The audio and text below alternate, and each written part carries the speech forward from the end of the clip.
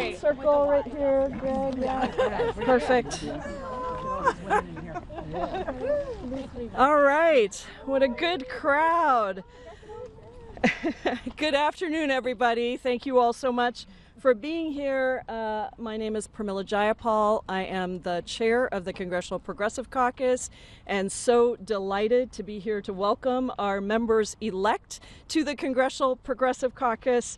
And before we get started, I just wanted to take a minute to acknowledge that for many people across this country, certainly many people here in Congress, this has been a very difficult time. There are a lot of people who organized for a very different result than what we got.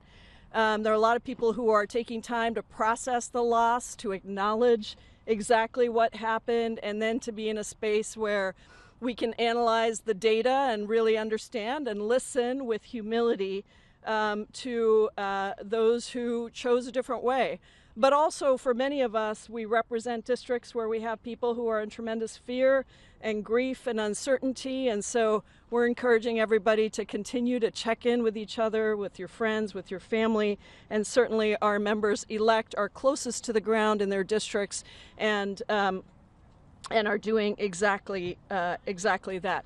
I do want to say that we're going to focus most of this press conference on our new members. The one thing I would say is that obviously this was not the result of just one election. There have been many things that have led us to this point, but certainly we have to look at this election as well as the lead up to this, and clearly not enough voters knew what Democrats were going to do to make their lives better, particularly poor and working class Americans across this country.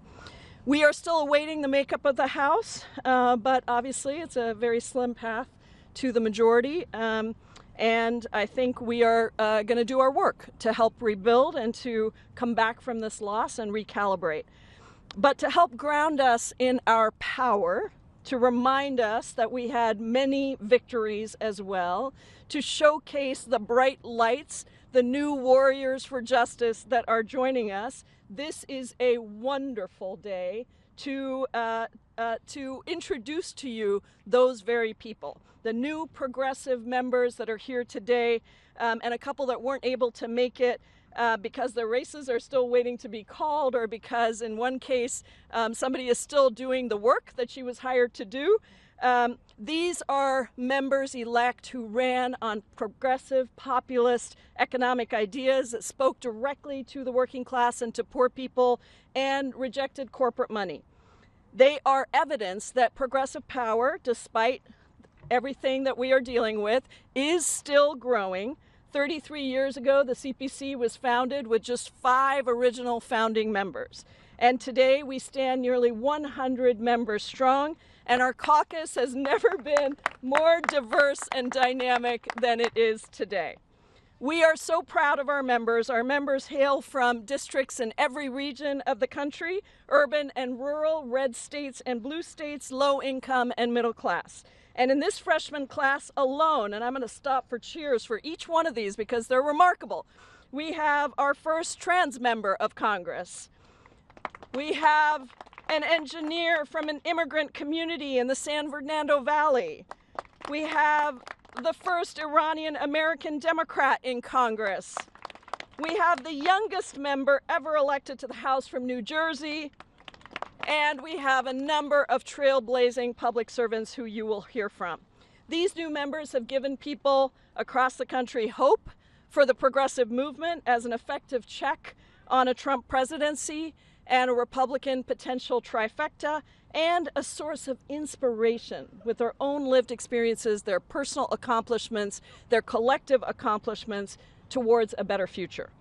The fight ahead is going to be hard. Big fights cannot be fought only when convenient. That's the sad truth. We are here to fight the big fights when it's hard and when it may be a little bit easier. When George Bush announced mass deportation plans in the early 2000s, I was an activist back then.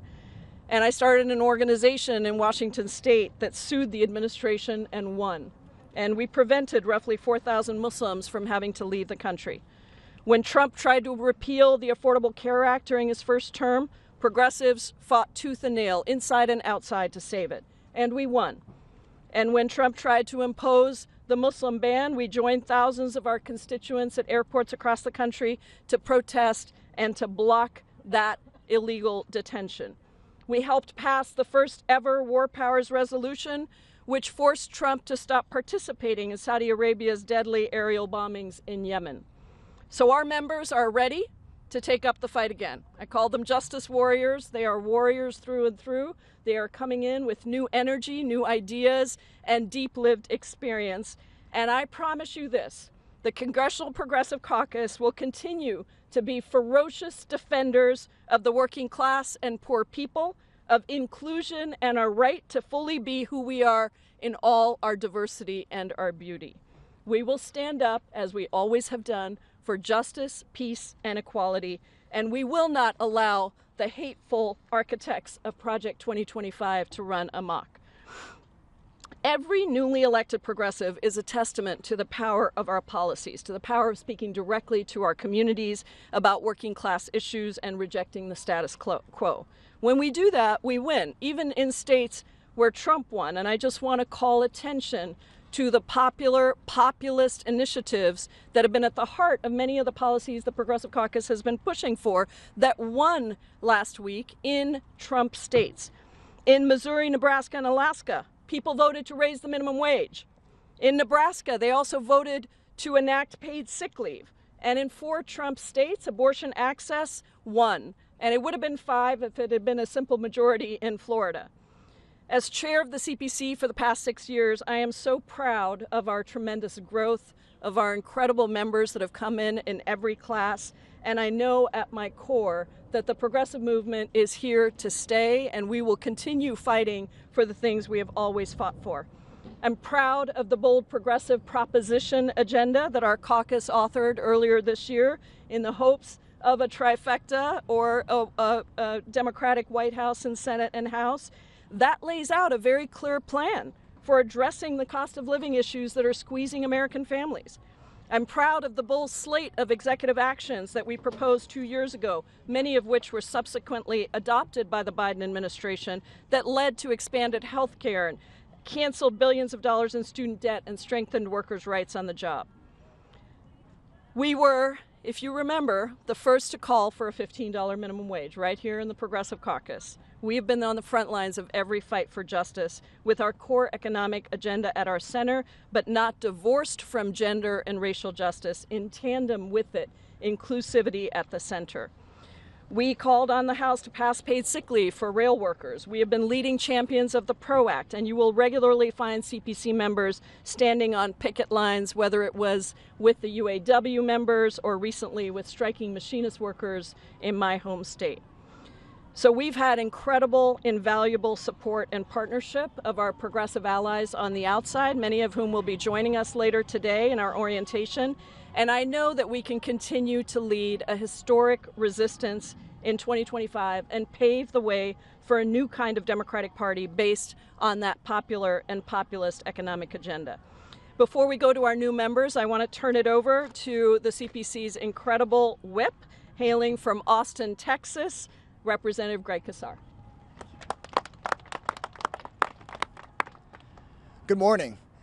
Today is such an important day where we get to introduce the new members of the Congressional Progressive Caucus. These are going to be the members that are the reinforcements to protect our communities against a Trump presidency, to lay out a vision of the future, to reduce the harm of chaotic Republican members of Congress, and to win us the kinds of popular majorities across the country that we need to be able to get things back on track. They're going to be the people that are on that front line of defense, but we don't plan on staying on defense. These members really lay out the path for what the future of the Democratic Party can and should be. Donald Trump ran the oldest trick in the right-wing playbook. He said that everybody's problems are caused by a vulnerable group of people that he blamed over and over and over again. But these members, in their campaigns, stuck to their progressive values and also spoke directly to working people to build an electoral majority.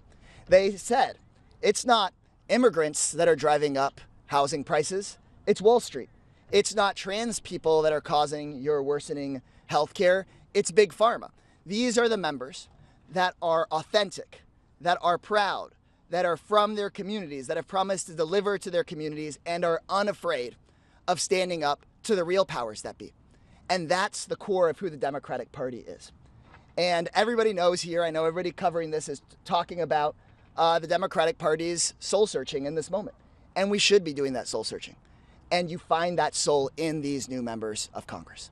In these new members of Congress. If we were more like the people that were calling for change, that are telling the Democratic Party they want us to be champions for everyday people, for working people, and for civil rights, then that's how I think we build the lasting majority and the big tent that we need to be able to deliver healthcare as a human right, to be able to drive down housing costs, to make sure that people don't get screwed over at work and price gouged at the grocery store. If we want to build that kind of a majority, then we should listen to these new members of Congress. Everybody in America and members of the press should hear how these new members of Congress are unafraid to get back to the core vision of what the Democratic Party is all about. They're not showing up with a policy book to a gunfight. We're actually saying we need to make sure that people believe us when we say we're for working people, believe us when we say we're willing to stand up to the rich and powerful. And these new members of Congress, I believe, are going to make sure that our Democratic caucus speaks to the entire country, because these progressive ideas of making sure that everybody has the freedom to be who they want to be, everybody should have the freedom to be able to influence the decisions of their leaders, and everybody should have the freedom of being able to afford to live in this country and raise a family and retire. Those are our core progressive values, and that's who these members of Congress really are. So I'm so excited to introduce them to you all today. All right, here we go. This has been the best day for me since the election, is meeting these incredible people. And so let me begin by introducing our newest official member of the Progressive Caucus, even if she has been a veteran for a couple of months now, from the heart of Newark, New Jersey's youngest member of Congress ever, LaMonica McIver. Thank you so much, and good afternoon, everyone. It's a pleasure to be here. As mentioned, I'm LaMonica McIver, representing New Jersey's 10th Congressional District, the youngest member to come from New Jersey and the second African-American woman to represent New Jersey.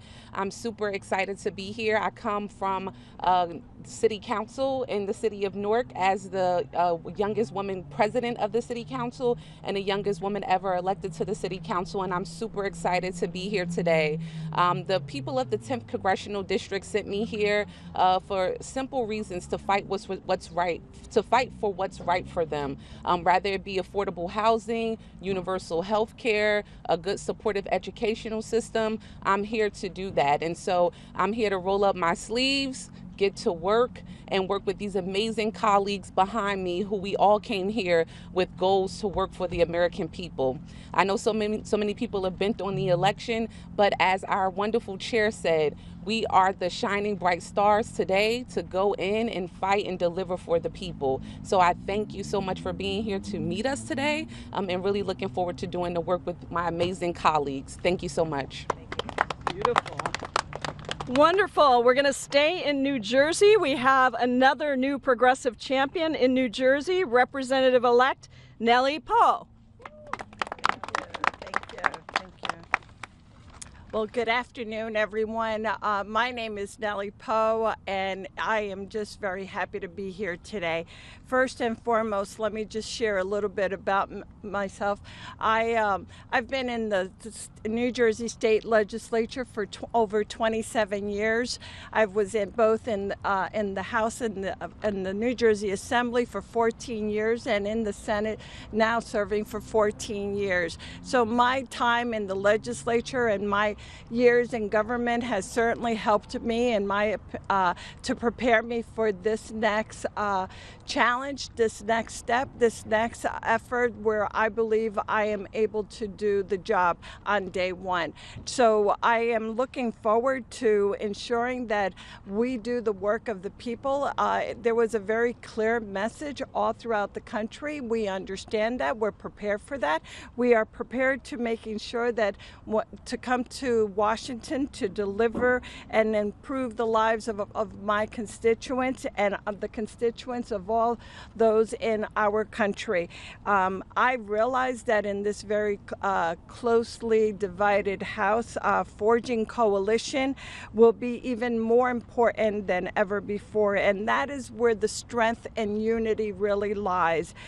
Creating, as it's been said, creating good paying jobs and living wages, lowering the cost for American families and taking on the corporate price gouging, combating climate change, which in my district was made. Certainly some of the most damaging areas are the floods, even more frequent than ever before. Defending our freedom and including the right of every woman to make her own health care choices. These are many of the priorities that I look forward to working with the Congressional Progressive Caucus in the 119th Congress, and I am so very excited to join all of my colleagues that are behind me, but also through the leadership of making sure that we do the job of the people of this great nation. Thank you so very much, all of you. Beautiful. Wonderful. Thank you so much, Representative-elect Poe. Our next speaker comes from a district that has been at the heart of the progressive movement for decades. This is Oakland and Berkeley, California's East Bay. We are sad to be losing the district's longtime representative and CPC chair emeritus, Barbara Lee, but we are absolutely thrilled beyond belief to have an incredible leader who will forge her own shoes, Representative-elect Lateefah Simon. Good afternoon. I am so proud and honored to be with these champions that are standing behind me, but moreover, so honored to be representing the people of California's 12th Congressional District. The good people of my district sent me here to Washington, D.C. to fight for the mother who is sleeping in her car, for the young person who is fighting cancer, who does not have ample health insurance. The people of the 12 brought me here to Washington, D.C. to fight deep bigotry and racism. The people of the 12 are counting on all of us. Americans are counting on all of us to deliver what's not just progressive values, American values of the right to an amazing education, the right to a wonderful healthcare system, where teachers are paid what they deserve, where nurses have the conditions that they need and deserve to be able to heal. This is a difficult time for many, but one of the things that I learned from my old boss, Kamala D. Harris, she told me years ago, when things get hard, what do? We put our shoulders back, we put our chin up, and we roll up our sleeves. We have people to deliver for. And I would say here to this day, I've always believed the D in Democrat is for deliver. We will deliver for the American people by any means necessary. My husband died almost 10 years ago from a very rare form of leukemia. My little girls and we watched for 2.5 years as he struggled to literally breathe. After his death, we filed bankruptcy. We had little to nothing. I bring my husband's spirit here to Washington, D.C. My 13-year-old, I bring her joy and her love of learning. I bring my daughter, my 28-year-old daughter's love for the law. She's a prosecutor here in Washington, D.C., knowing that if our children have the communities that they deserve, despite the tragedies in many lives, they'll be able to live in beloved communities. Thank you, Congressional Progressive Caucus. You all have given me a political home and a beautiful community to fight with. And when we fight, we eventually will win. Thank you all so much. Beautiful. Thank you so much for bringing the fire, Rep-elect Simon. Continuing with our wonderful new California delegation, I am excited to introduce one of LA's new progressive champions, Representative-elect Luz Rivas. Thank you, Chairwoman. Good afternoon, Luz Rivas. I will represent California's 29th Congressional District, which is in the San Fernando Valley in Los Angeles. a district where my family immigrated from Mexico decades ago. I am the first Latina to represent this district. I'm an engineer, and I've been in the state legislature for 6 years of this overlapping district with this congressional. I represent an immigrant community, one that would be devastated by the mass deportations that President Trump is saying he'll do. I grew up with a single mother that was undocumented until I was 15. I remember the fear as a child of where my mom, is she going to come home today? Is she going to be at the wrong grocery store where there's a raid? And just that fear. No child should have to go through that. Families should not be split.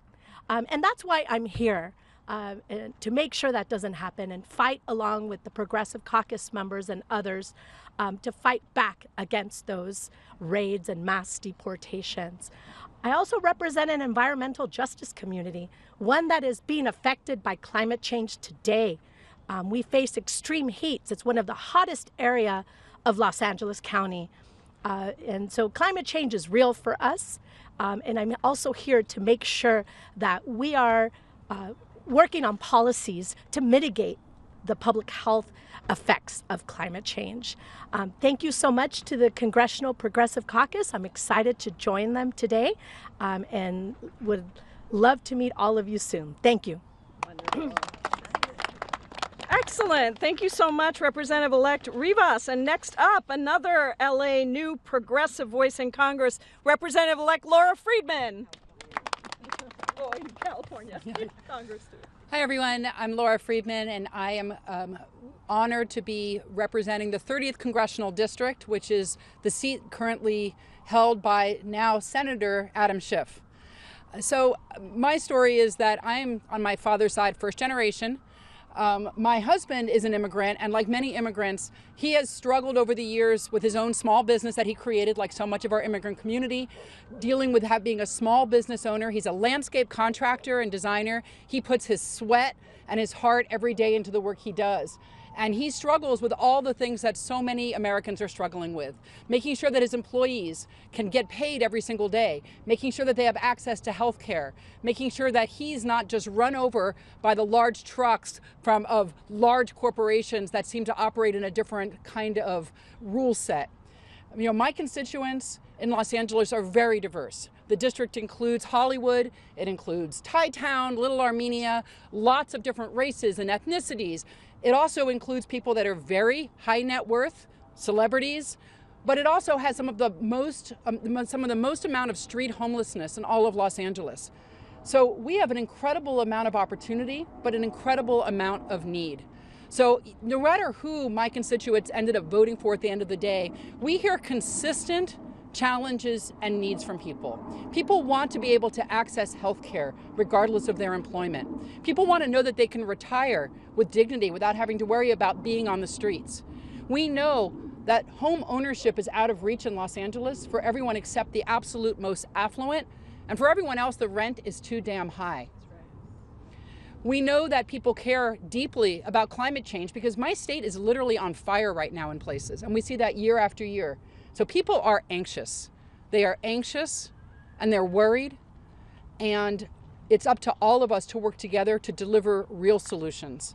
So I'm committed to doing that, but I know that the only way that I'll be able to deliver solutions that work for my diverse district is through progressive policies. Policies that put people over profits. Policies that realize that yes, there's a role for large corporations, but they should also be in service to their employees, their communities, and their nation, and not the other way around.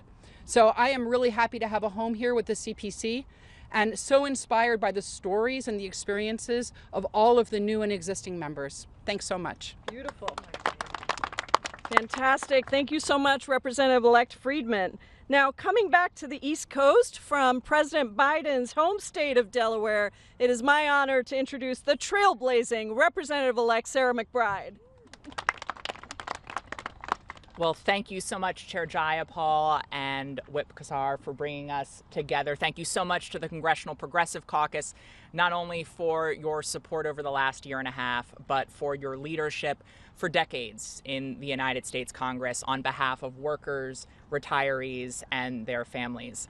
I am so excited to stand here among so many incredibly effective change makers. Just a fraction of the incoming Democratic freshman class that I am so excited to work with, to roll up my sleeves with, to dive into the details, and to deliver real progress for the constituents that we represent. I am also honored to be here as the new member of Congress representing the entirety of the great state of Delaware.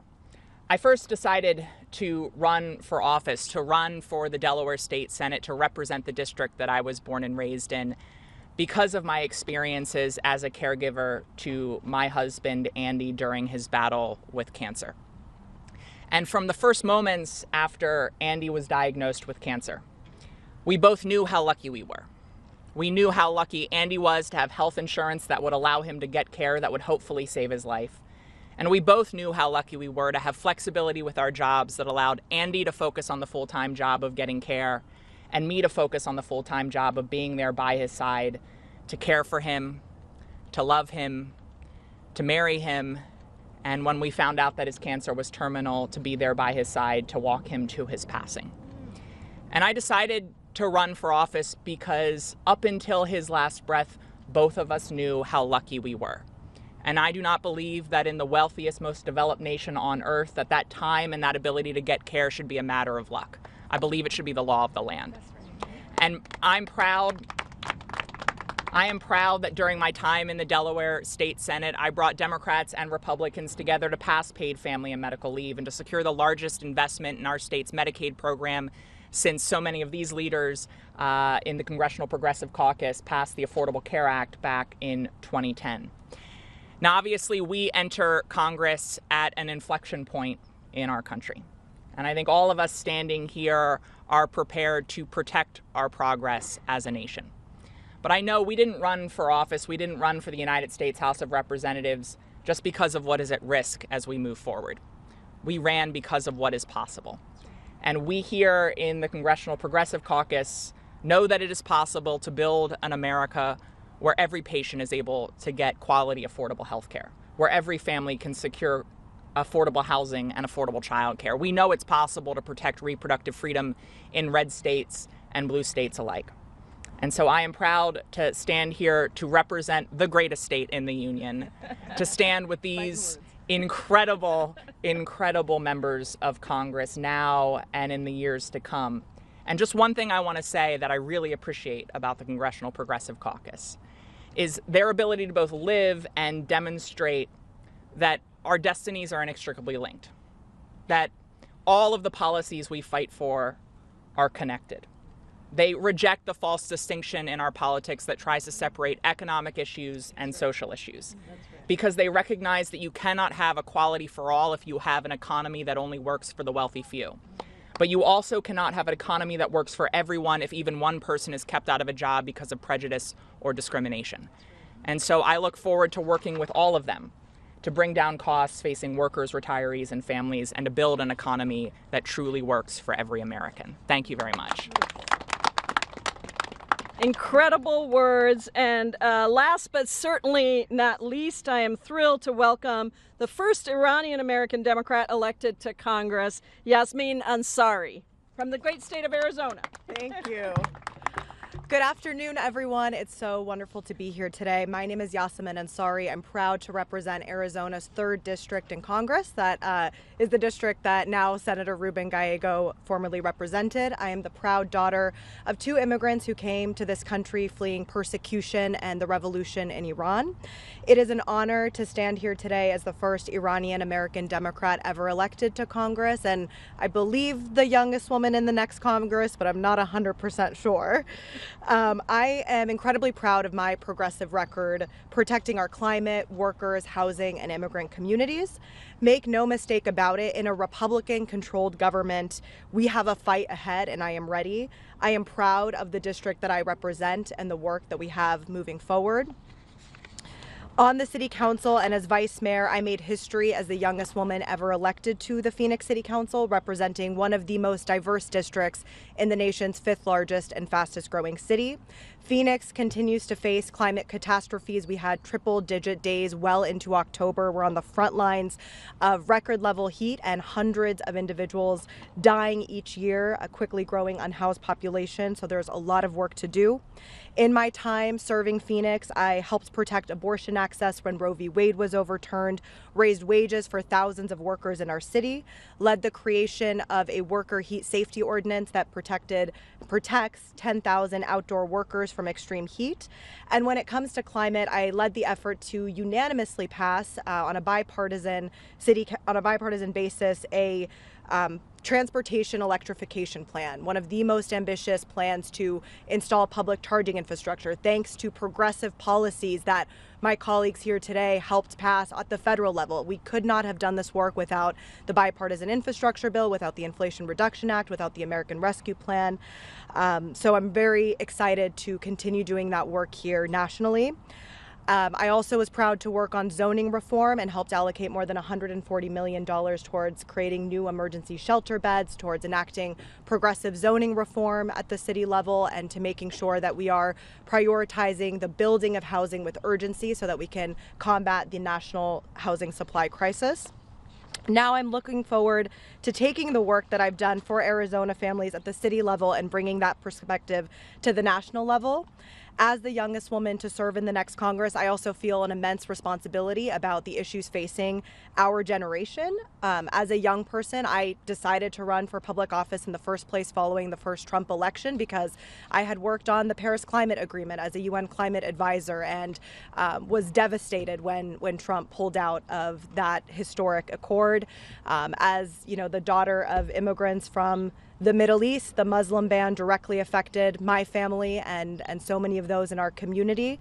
District 3 in Phoenix is a very diverse district. There are more than 64 languages spoken. So it is not lost upon me that the threats and the policies that the Trump administration and the far right have proposed are going to be horrendous for our communities in District 3. And I'm ready and eager to work alongside these incredible colleagues, Chair Jayapal, Whip Kassar, and the new members and the entire Democratic Party to make sure we're standing up for housing, for healthcare, for immigrant communities, for our climate, and there's going to be so much work to do, and I'm very, very eager and excited to do so. Thank you so much. Wonderful.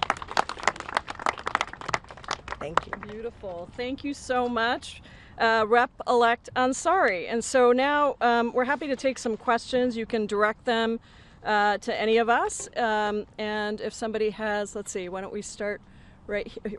Actually, let's go to you, and then we'll come here, and then behind you. Thank you, Chair Jayapal. I just wanted to get your reaction. Obviously, we've seen the president-elect name a number of people to his new administration, from your GOP colleague Elise Stefanik to U.S. Ambassador to the United Nations, Stephen Miller, Deputy Chief of Policy, and also Tom Homan, who he's named as the border czar. I just want to get your specific reaction to those picks. You know, you said that you would serve as a check on the incoming Trump administration. So what do these picks say to you, and what will your strategy be? Well, look, I think the election results made clear this is going to be a very challenging time. Stephen Miller and Tom Homan were the architects of a lot of the first Trump administration horrific immigration policies. And so family separation, mass detentions, those kinds of things is what was promised and by the Trump administration, and I think what we're going to have to fight. So I think we're going to continue to see a number of people that have disturbing histories being appointed to many of these positions.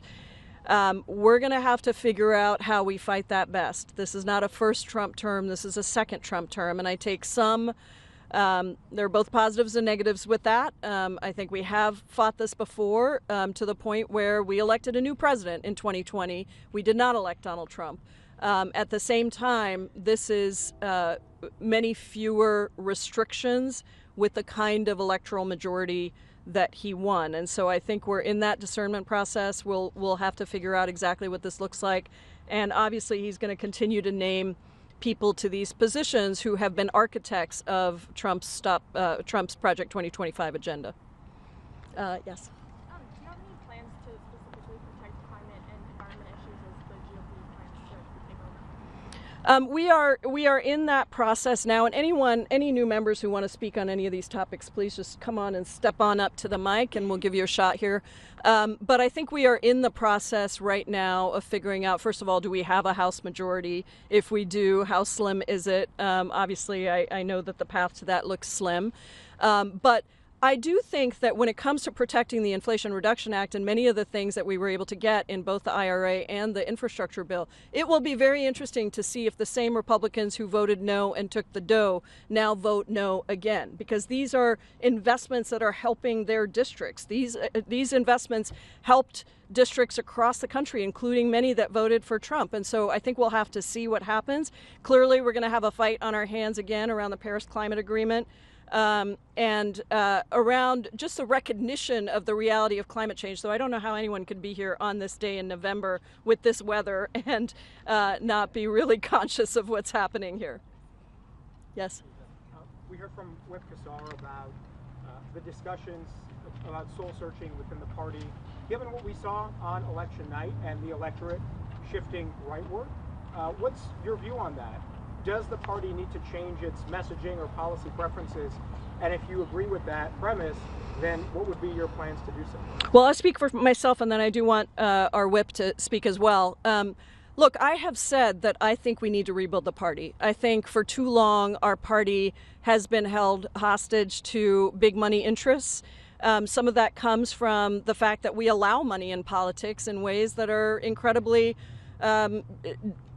destructive to the voice of the people getting through.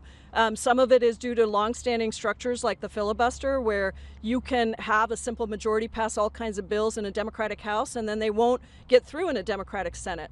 But it also has to do with how willing we are to fight for working people and poor people across this country. And I'm very deliberately putting in poor and working people, because if you look at the results of how we lost the under 100,000 category of voters, this is very important for us to recognize. People are tired, and you might say to me, well, how come, is that a rejection of the Biden era policies and the things that we got done in the first 2 years? And I would just say it is not a rejection. And I haven't seen many of you talking about this, but tell me if some of you have.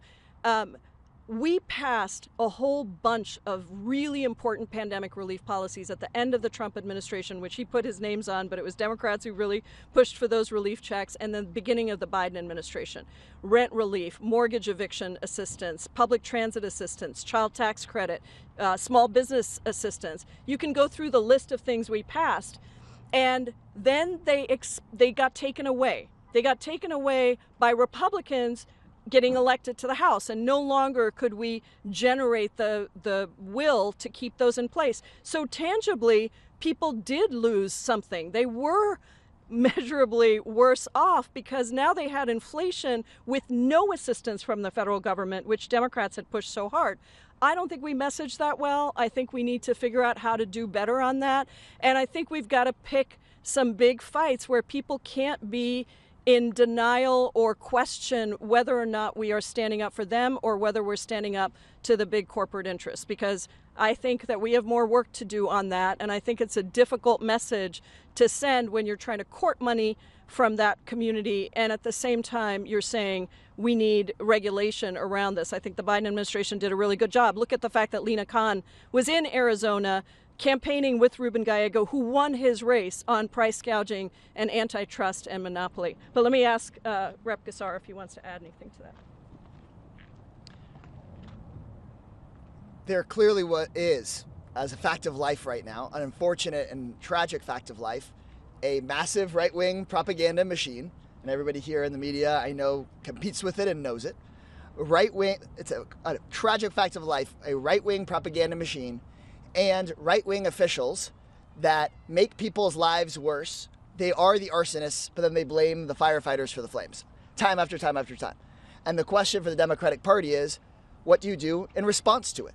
Because that's not going to change, and that's only going to get worse under the Trump administration.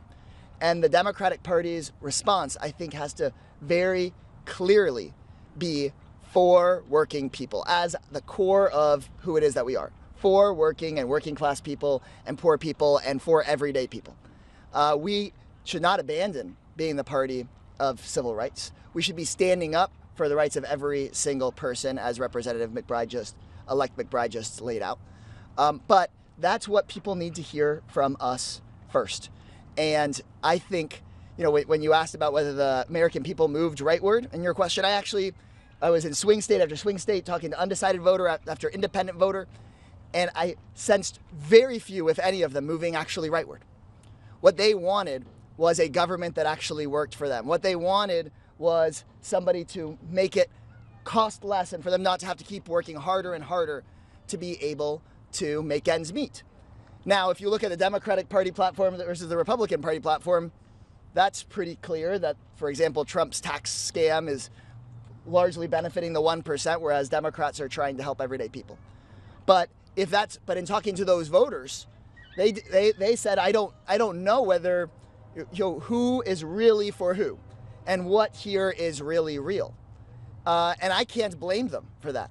And so I think our job is to make it really clear who we stand up for and that we're willing to stand up against the powers that be for those everyday people.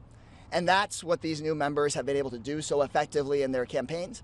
And I think that's what the future of a majoritarian, progressive, principled, and popular Democratic Party can be. Okay, we'll go here and then here. Just more on this soul searching. You're talking a lot about people not knowing necessarily the work that Democrats were doing, both in this term and just on the campaign trail. Who do you blame for that disconnect between what your message was and people actually not being able to receive it?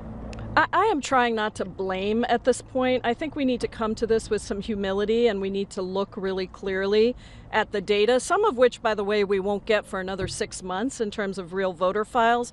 I do think that we need to stop basing our electoral and policy decisions on polling. There are a bunch of people who get really rich from polling, but at the end of the day, we need to talk to voters. We need to find out not only from the voters that voted for Trump in swing states, but also, we lost, part of the reason I think we're down on the popular vote is I've seen numbers indicating that voter turnout in blue states went down.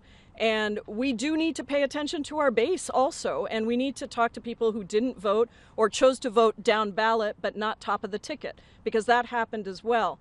So I'm not really interested in blame. I'm interested in figuring out how we push against a lot of strictures that exist, money in politics, the filibuster, but also people's predilection to think that you can run to the center or to the right every time and forego your base. I need to look at data, but I'm not sure that got us many results. And I think that, as one of my colleagues the other day said, we have one party that's xenophobic. We don't need another. So let's figure out who we are as Democrats. Let's really embrace that. And let's be clear, as Rep. Kassar said, that we are standing up for people who deserve to be stood up for, working people, poor people across this country who are really struggling. And there's a level of anger that I think that this election really brought out. And as much as it was wonderful for many of us to think about joy and love and beautiful things that we in the Progressive Caucus really love to think about as well,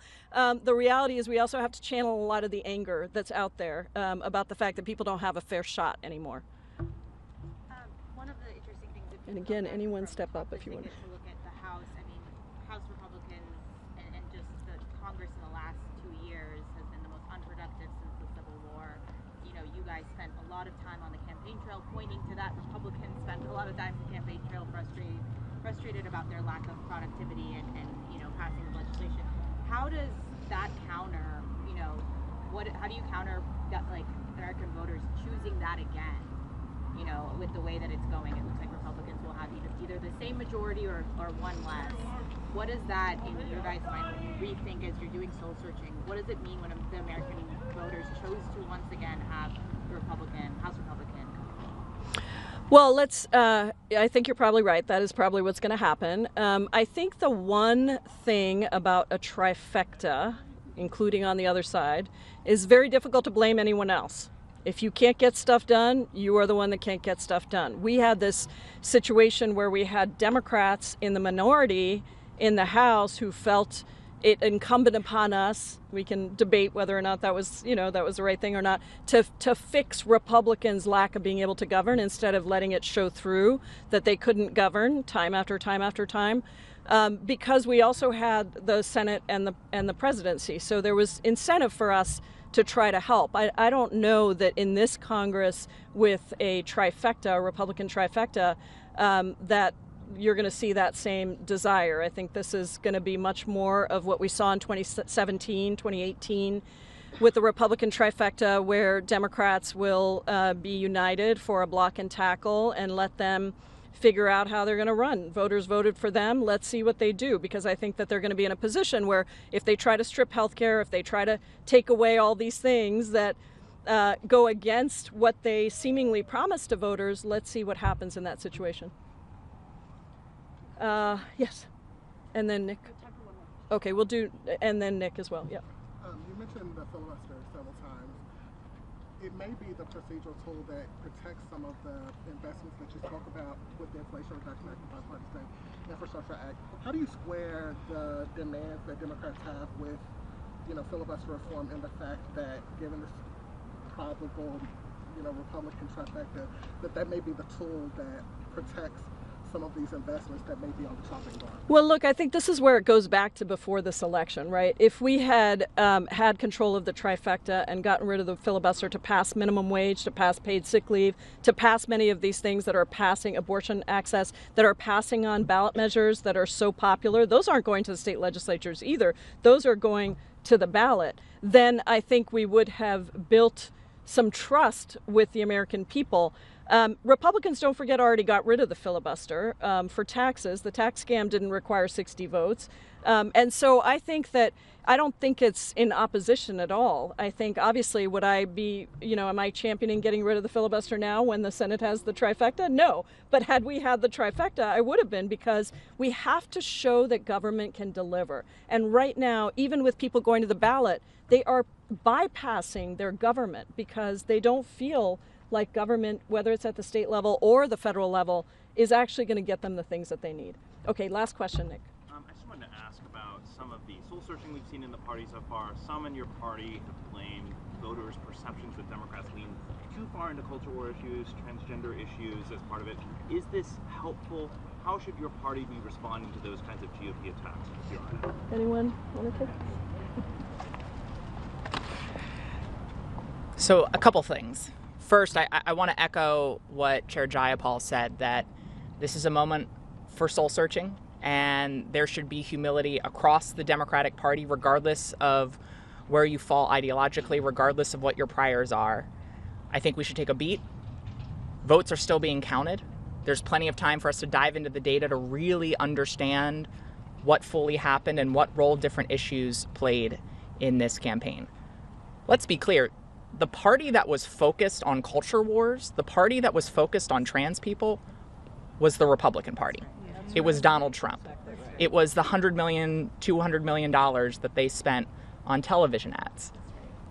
But I want to be clear, I do not believe, from what I've seen in Delaware, that voters in my state were responding to those attacks. Delaware is in the Philadelphia media market, so we were seeing those ads that Donald Trump clearly prioritized and focused in with regard to the culture wars.